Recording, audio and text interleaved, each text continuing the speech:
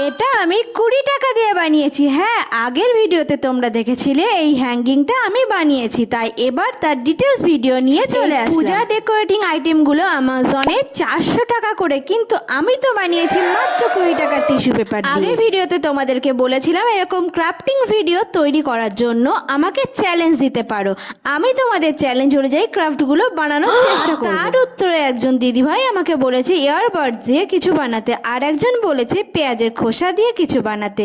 তাই তাদের দেওয়া চ্যালেঞ্জগুলোর ভিডিও নেক্সট পার্টে আসবে। কি তোমরাও তোমাদের চ্যালেঞ্জগুলো দিয়ে যাও তাড়াতাড়ি। পদ্ম ফুলগুলো বানানোর জন্য আমি আগে কিছু পেপার দিয়ে আগে পদ্ম ফুলের বেসটাকে বানিয়ে নিয়েছি। তারপর পিঙ্ক কালারের পেপারগুলো একটার উপর একটা লাগিয়ে দিলেই রেডি পদ্ম ফুল। আর আমাদের ওয়াল কালারটা যেহেতু পিঙ্ক, তাই একটু পার্পল শেড দিয়ে নিয়েছি। তো কেমন হয়েছে আমার পূজা ডেকোরেটিং আইটেমটা?